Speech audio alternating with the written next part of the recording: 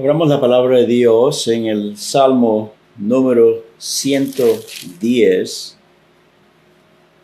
Este es el tercer salmo mesiánico, como habíamos anunciado antes, que vamos a estar viendo este tipo de salmos que tenemos en la palabra de Dios. Salmo mesiánico quiere decir que son salmos concernientes al Mesías. Mesías quiere decir el enviado, el ungido, el salvador, el libertador de los hombres, que es el Señor Jesucristo, profetizado en el Antiguo Testamento y confirmado en el Nuevo. Dice en el Salmo 110, Jehová dijo a mi Señor, siéntate a mi diestra hasta que ponga a tus enemigos por estrado de tus pies.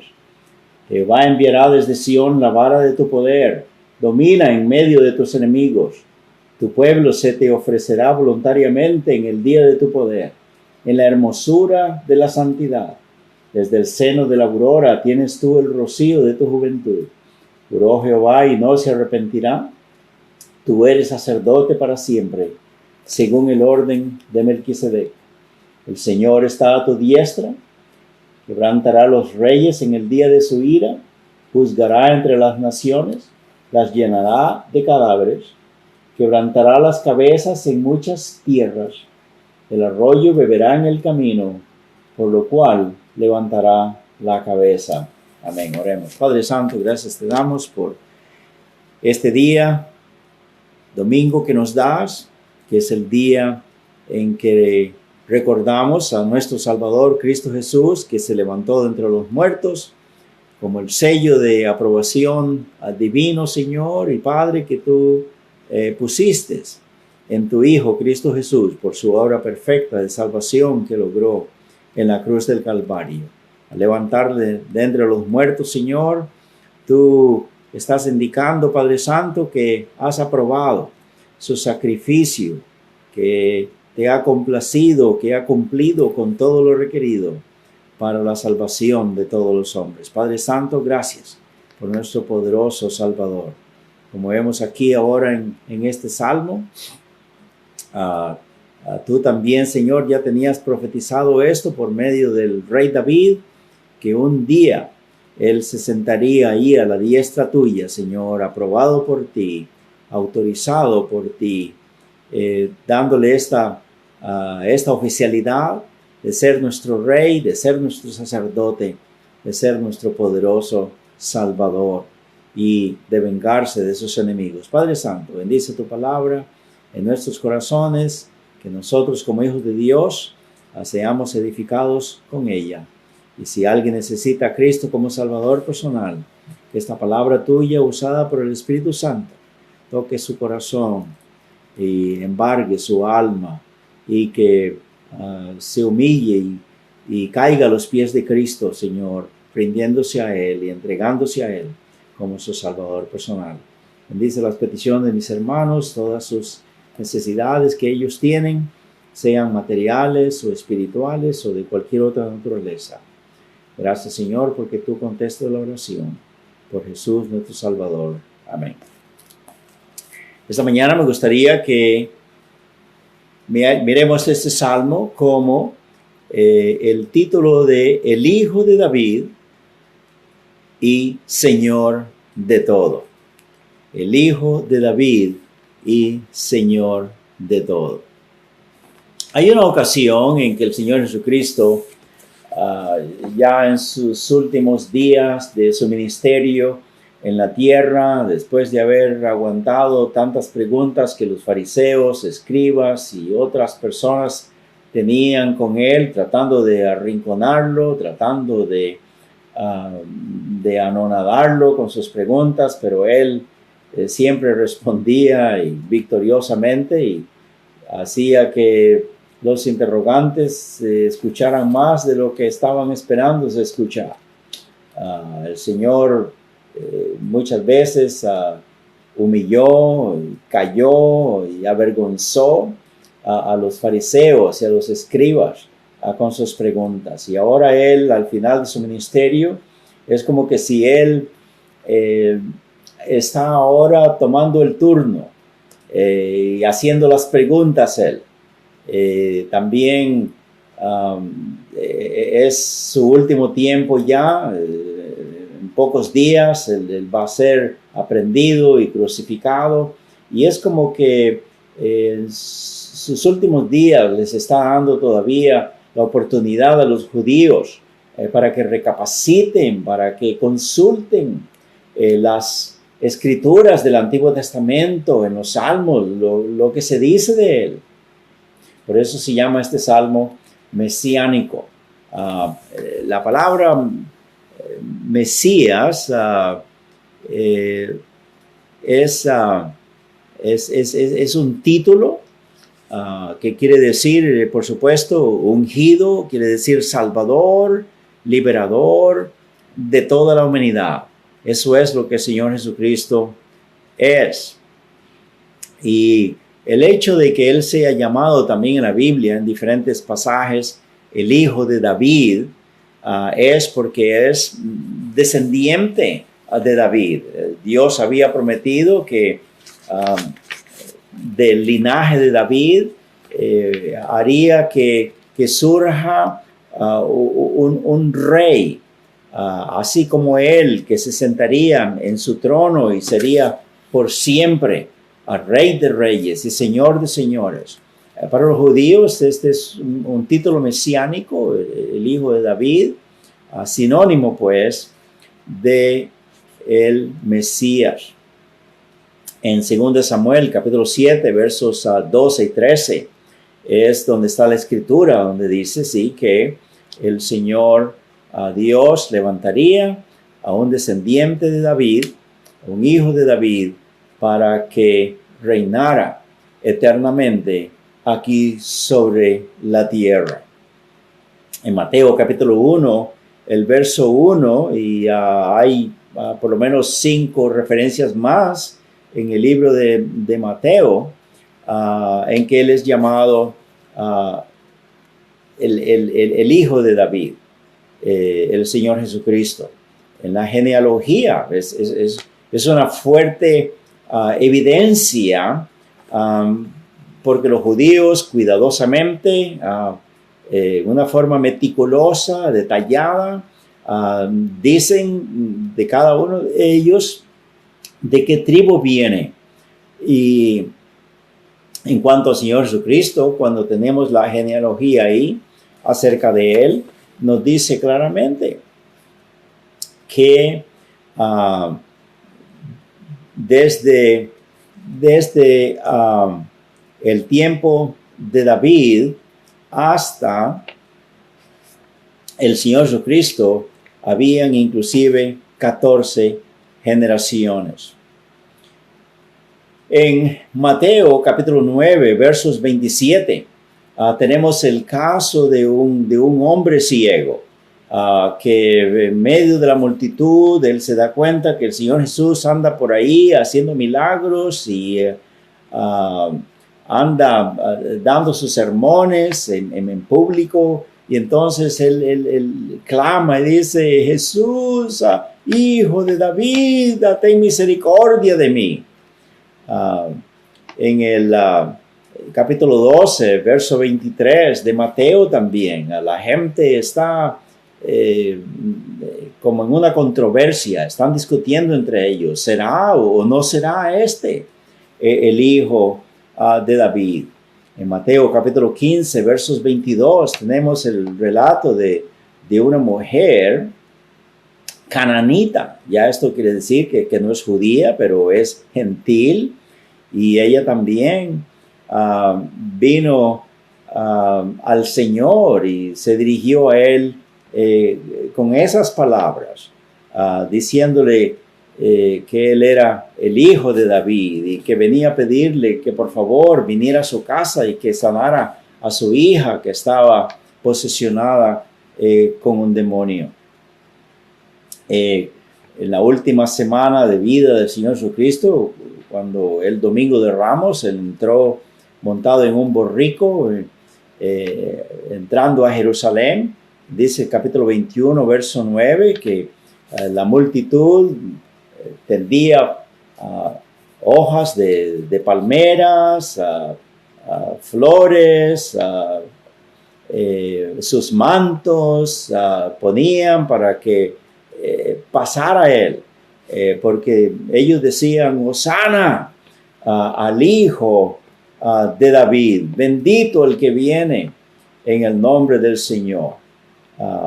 Esto, por supuesto, causó indignación a los fariseos, a los escribas, y le dijeron al Señor, dile a esta gente que se calle, que no diga esas cosas. Pero el Señor no los complació, ¿verdad? En 2 Timoteo, capítulo 2, verso 8, vamos a mirar ese texto también ahí, que el apóstol Pablo nos dice, identificando al Señor Jesucristo, en 2 Timoteo 2:8,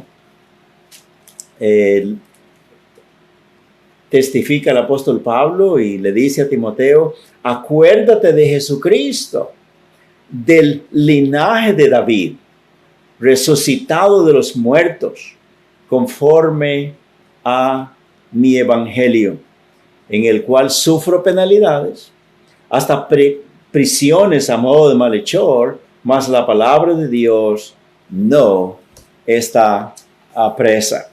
Aquí lo miramos pues, inspirado por el Espíritu Santo, al apóstol Pablo, impregnando aquí en las páginas sagradas del libro eterno de Dios, la Santa Biblia, diciendo, sí, acuérdate de Jesucristo, del linaje de David. También otra escritura en Romanos capítulo 1, versos 1 al 4. Otro pasaje paralelo también que nos testifica que el Señor Jesús es descendiente de David. Dice Pablo, siervo de Jesucristo, Romanos capítulo 1, verso 1, apartado para el evangelio de Dios, que él había prometido antes por sus profetas en las Santas Escrituras acerca de su Hijo, nuestro Señor Jesucristo, que era del linaje de David según la carne, y que fue declarado Hijo de Dios con poder, según el Espíritu de Santidad, por la resurrección de entre los muertos. Amén. Así pues que tenemos la evidencia de la genealogía, la evidencia de el conocimiento del pueblo judío de que así que están esperando al Mesías, que es un descendiente de David.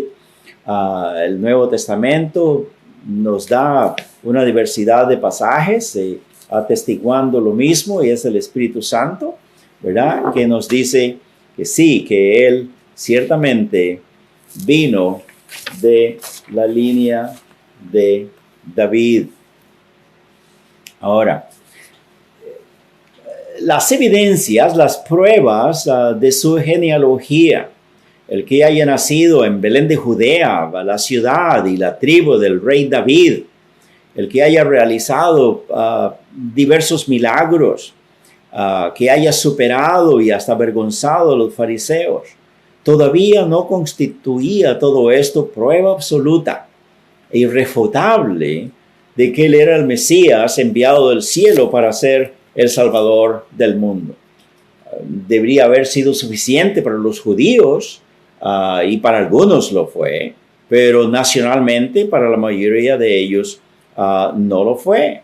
Y hasta la actualidad todavía no lo reconocen como el Mesías, el enviado de Dios, el enviado del cielo para ser el Salvador de Israel.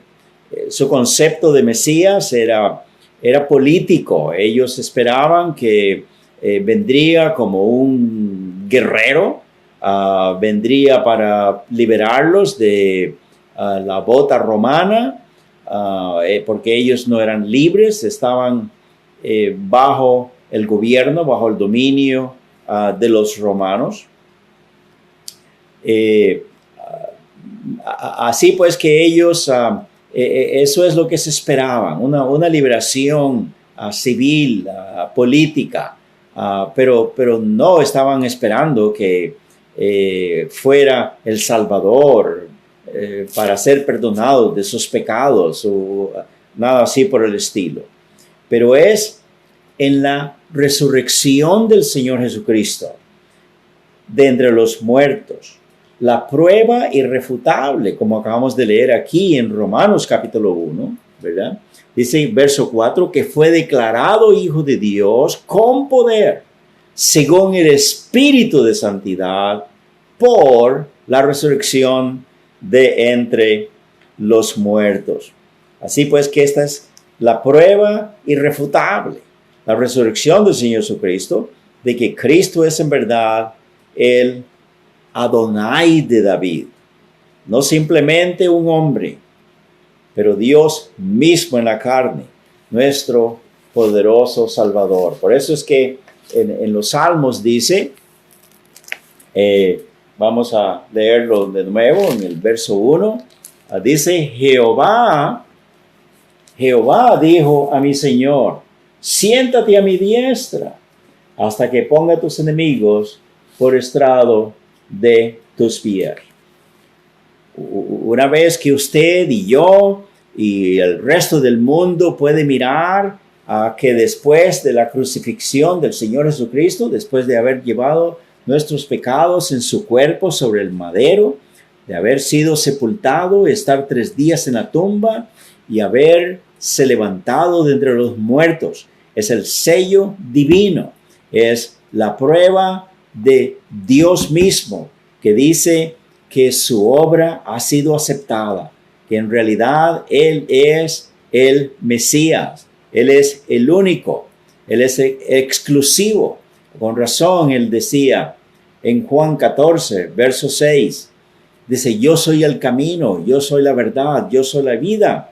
Nadie viene al Padre sino por mí, porque su exclusividad como el único puente que comunica la tierra y el cielo, el único que puedes hacer puente entre el hombre pecador y el Dios santo, es el Señor Jesucristo.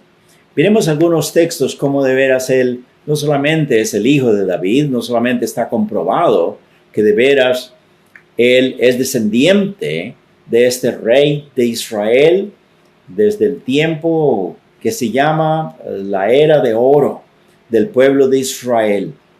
Su padre Jehová, aquí en nuestro texto dice que Dios lo honró sentándolo a su diestra. ¿Por qué? Vamos a mirar algunos textos. ¿Por qué Dios, el Padre, lo puso con esta oficialidad, ¿verdad? De ser el Rey de Reyes, Señor de Señores, el Juez de todos, el Soberano de todo. Dice la palabra de Dios acá que cuando llegó al cielo, el Señor le dijo, siéntate a mi diestra hasta que ponga a tus enemigos por estrado de tus pies. El hecho de que el Señor, nuestro Jehová, Dios, hizo eso con el Señor Jesucristo, con su Hijo, es porque, como dice en Isaías capítulo 53, versos 10 al 11. Dice, con todo eso, Jehová quiso quebrantarlo. Cuando Él estaba siendo clavado en la cruz, cuando Él estaba, que podían contarse sus huesos, cuando Él estaba en su dolor más crucial, cuando Él exclamó inclusive diciendo, Dios mío, ¿por qué me has desamparado? En ese momento estaba cargando con los pecados de todos nosotros. Y por eso dice la Biblia acá que fue Jehová, que Él quiso quebrantarlo. Quiso quebrantarlo no solamente desde el punto de vista de ser esto un terror para su hijo, pero quiso quebrantarlo porque al hacer eso usted y yo íbamos a ser salvos. Hermanos, imaginemos el tremendo dolor del Padre, el tremendo dolor del Hijo, el absorber esta humillación, esto de ser molido hasta el polvo, de ser tan humillado. Dice la palabra de Dios que eso es lo que logró que el Señor aprobara su sacrificio. Dice que lo sujetó a padecimiento y cuando haya puesto su vida, estoy leyendo 53:10 de Isaías, cuando haya puesto su vida en expiación por el pecado, limpieza del pecado, anulamiento del pecado, la culpabilidad nuestra, dice que verá linaje. Esa acción del Señor Jesucristo iba a ser usada por el Espíritu Santo para cuando usted cree de todo corazón que esa es la razón por la cual Cristo vino del cielo, para darse por usted y por mí en la cruz del Calvario. No obstante todo su dolor horrible por el que Él pasó, dice, verá linaje. El Espíritu Santo, cuando usted acepta ese sacrificio salvífico, en ese momento usted nace de nuevo y usted es linaje. Usted llega a ser hijo e hija de Dios. Verá linaje. Vivirá por largos días. El Señor Jesucristo, hablando ya ahora de su resurrección.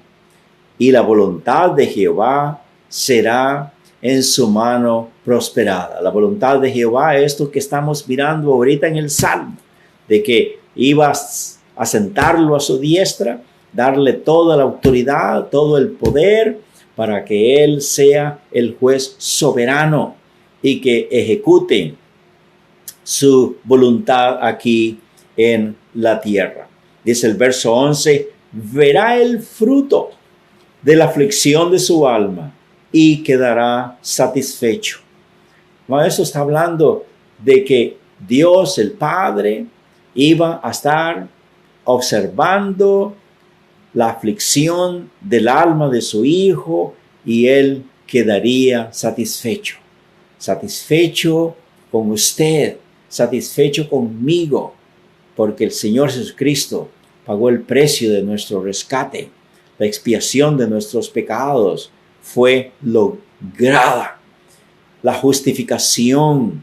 Dios puede abrir su boca y decir a cada uno que es creyente en Cristo Jesús como su Salvador, estás justificado. Amén. Por su conocimiento justificará a mi siervo, justo a muchos, y llevará las iniquidades de ellos. Por eso cuando el Señor Jesús hizo esta obra en la cruz, la palabra está diciendo que Dios está satisfecho, Él está contento, Él está completamente agradado de la obra perfecta de salvación de nuestro precioso Salvador, Cristo Jesús. Amén. Por eso dice en Hebreos también, capítulo 1, versos 1 al 3, exactamente lo mismo. También es otro pasaje paralelo de que fue por la obra del Señor Jesucristo en la cruz que Él fue sentado a la diestra de Dios. Dice la palabra de Dios acá en Hebreos 1 al 3. Dios, habiendo hablado muchas veces y de muchas maneras en otro tiempo los padres por los profetas, en estos postreros días nos ha hablado por el Hijo, Cristo Jesús, a quien constituyó heredero de todo y por quien asimismo hizo el universo, el cual siendo el resplandor de su gloria, la imagen misma de su substancia, y quien sustenta todas las cosas con la palabra de su poder. Ponga atención a esto que sigue. Habiendo efectuado la purificación de nuestros pecados por medio de sí mismo, se sentó a la diestra de la majestad en las alturas. ¿Ve cómo es esto de recibir esta oficialidad de rey, esta oficialidad de juez, esta oficialidad de sumo sacerdote, todo a nuestro favor? Dice la palabra de Dios que es supeditado por su sacrificio en la cruz del Calvario, por haber purificado, por haber efectuado la purificación de nuestros pecados cuando Él murió en la cruz del Calvario, fue sepultado, resucitó, ascendió al cielo, llegó al cielo y el Padre lo premió, lo recompensó sentándolo a su diestra. Amén. Otro texto también en Hebreos capítulo 5, versos 5 al 10. Mire lo que dice también. Capítulo 5, versos 5 al 10 dice: tampoco Cristo se glorificó a sí mismo, haciéndose sumo sacerdote, porque el sumo sacerdote del Antiguo Testamento, que fue Aarón, Aarón no se hizo a sí mismo sumo sacerdote, Moisés tampoco lo hizo sumo sacerdote, pero fue Dios que lo escogió y que le dio esa oficialidad, ese gran privilegio. Así también Cristo, dice, no se glorificó a sí mismo. Así como los antiguos sumos sacerdotes no se daban esta gloria para sí, este privilegio para sí, pero fue Dios que los escogió. Así también dice, tampoco Cristo se glorificó a sí mismo haciéndose sumo sacerdote, sino el que le dijo: tú eres mi hijo, yo te he engendrado hoy. Amén. Como también dice en otro lugar: tú eres sacerdote para siempre según el orden de Melquisedec. Y Cristo, en los días de su carne, como el hijo de David, en su aspecto físico, dice, ofreciendo ruegos y súplicas, con gran clamor y lágrimas al que le podía librar de la muerte, fue oído a causa de su temor reverente. Y aunque era hijo, por lo que padeció, aprendió la obediencia, habiendo sido perfeccionado. Vea qué lindo. Todo lo que sucedía con Cristo Jesús, sus lágrimas, su dolor, su sufrimiento. Recuerdo lo que dice allá en Isaías, que Él quiso someterlo a este padecimiento para perfeccionarlo, para ser completo, suficiente, poderoso, eterno Salvador. Amén. Y que vino a ser autor de eterna salvación para todos los que le obedecen. Y fue declarado por Dios sumo sacerdote según el orden de Melquisedec. Así pues, con razón, el título de nuestro sermón es: sí, Jesús es hijo de David, pero es Señor de todo. Amén. Por eso es que la palabra de Dios también dice en Filipenses 2, del 9 al 10, ¿verdad? Que como Él se humilló a sí mismo, haciéndose obediente hasta la muerte y muerte de cruz, Dios le dio un nombre que es sobre todo nombre, para que en el nombre de Él se doble toda rodilla de los que están en los cielos y en la tierra y debajo de la tierra, y toda lengua confiese que Jesucristo es el Señor. Amén. El Señor de todo, para gloria de Dios Padre, gloria a Dios. Así pues, sí, Él es Rey de reyes, Señor de señores, absoluto juez de todos los hombres. Es el eterno Mesías, según el orden de Melquisedec. Amén. Este Melquisedec, que aparece allá en Génesis capítulo 7, es un personaje misterioso. Aparece así de pronto. También habla con Abraham. Dice la palabra de Dios que Abraham le dio los diezmos de todo. Dice la palabra de Dios que Melquisedec lo bendijo y se desapareció. Dice que no tiene madre, no tiene padre, no tiene ah, una fecha de nacimiento, ni nada así por el estilo, ni de muerte tampoco. El Señor Jesucristo es igualmente que el Padre, eterno, es coeterno junto con el Padre. Esto de que lo engendró, cuando dice yo te he engendrado hoy, se refiere pues que el Padre es el primero, el Señor Jesucristo es el segundo, ¿verdad? Pero desde la eternidad, no tiene comienzo, ninguno de los dos, ni comienzo ni fin. Y por ser nuestro eterno sumo sacerdote, Él es también nuestro eterno Rey. Y por ser nuestro sumo sacerdote y Rey, también Él es nuestro eterno juez.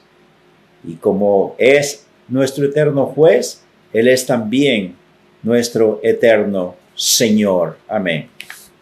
En el libro de Apocalipsis, capítulo 19, en el libro final de la revelación divina, nos dice en el capítulo 19, versos 16 al 18, que al final de la gran tribulación, al final ya de la guerra del Armagedón, cuando el Señor Jesús venga y sus enemigos se le opongan y quieran truncar sus planes y oponerse a que Él sea Rey de Reyes, Señor de Señores sobre la tierra.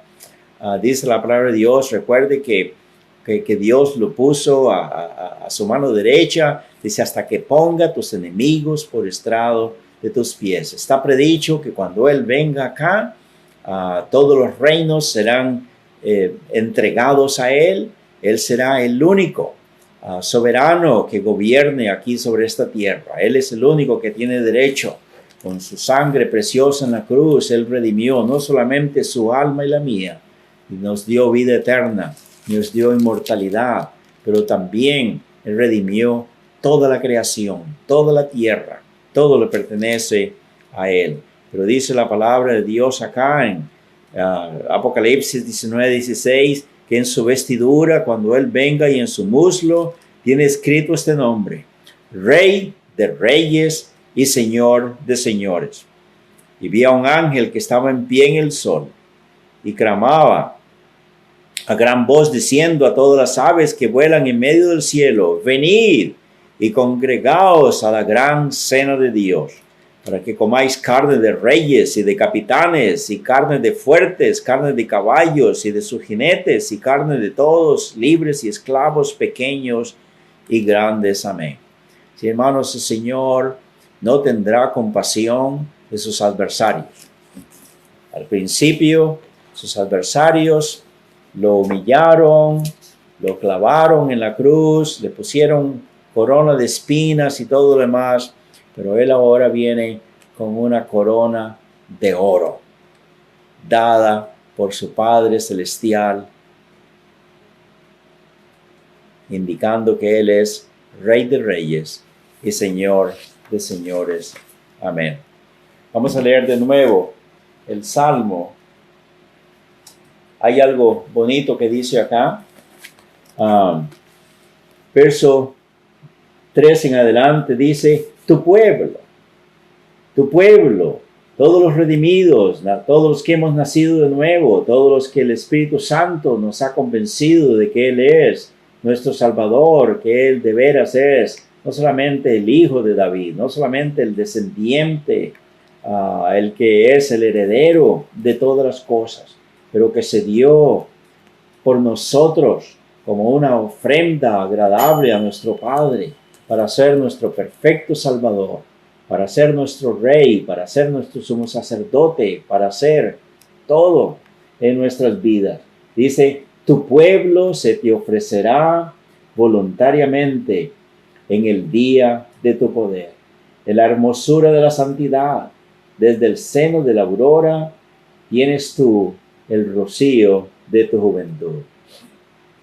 Hermanos, qué bonito es que cuando somos de veras nacidos de nuevo, hijos de Dios, perdonados de nuestros pecados, ya no tenemos esas toneladas de culpabilidad en nuestras conciencias, Sabemos ahora que estamos en paz con Dios y Dios está en paz con nosotros también. Estamos aprobados en el amado. Tenemos esa comunión íntima con nuestro Dios. Dice que le serviríamos voluntariamente. Qué bonito es, ¿verdad? Me acuerdo una vez que iba para la iglesia cuando había aceptado a Cristo como Salvador personal allá en la iglesia Bron, donde era miembro, y una vez un vecino, un muchacho, más o menos como de la edad mía, de la edad 21, 22 años, me dice, cuando estábamos esperando el autobús, dice, ¡ay, Efraín, a cumplir con el deber! Porque me vio con mi Biblia y mi himnario que iba para la iglesia. Y entonces me hizo pensar inmediatamente y le di la respuesta, no con el deber, sino con el querer. Porque en realidad estaba diciendo, no es que tengo que ir, es que quiero ir. Es algo voluntario, es algo que Dios pone en nuestros corazones. Queremos estar en la casa de Dios, leer la Biblia, aprender más del Señor, cantar, amarle, adorarle, traer nuestros diezmos, ofrendas, invitar otras personas que vengan a la casa de Dios. Eso es lo que dice, tu pueblo se te ofrecerá voluntariamente. ¿Sí? Como hijos de Dios, no es nada a la fuerza. Nadie tiene que torcernos el brazo para hacer algo para el Señor, para servir a nuestro Cristo, a nuestro Salvador, a nuestro Mesías. Nos nace del corazón, es algo espontáneo, es algo real que nace del corazón. Qué lindo, gracias Señor, porque pones todas esas cosas en nosotros, amén. Y dice que lo hacemos en la hermosura de la santidad, amén. Con pureza en nuestras vidas, con una vida correcta delante de Él, pidiéndole perdón cuando le fallamos, porque queremos estar en buenos términos con nuestro Señor y dando buen testimonio a los demás, amén. Pero dice aquí al final, el Señor está a tu diestra, verso 5, quebrantará a los reyes en el día de su ira, juzgará entre las naciones, las llenará de cadáveres, quebrantará las cabezas de muchas naciones, amén, de muchas tierras. Ya miramos allá en Apocalipsis 19, del 16 en adelante. El Señor Jesús, inclusive, serán tanto los muertos, tanto los cadáveres, tanta mortandad de los adversarios del Señor Jesucristo, que invita inclusive a todas las aves del cielo, águilas y buitres y cuervos y todos estos animales carnívoros. Qué bueno, que vengan porque va a haber una fiesta para ellos.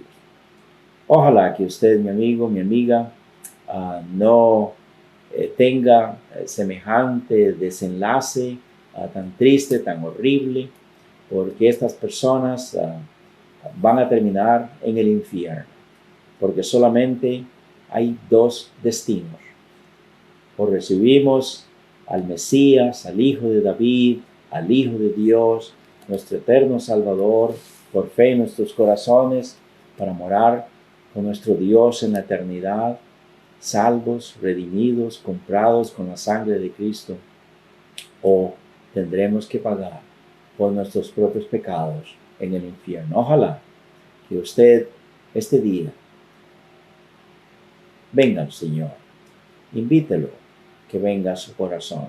Nosotros, hijos de Dios, que hagamos lo que dice nuestro texto acá, perseverantes en el servicio, voluntariamente, con gozo en nuestros corazones, con gratitud, queremos continuar sirviéndole, fieles hasta la muerte.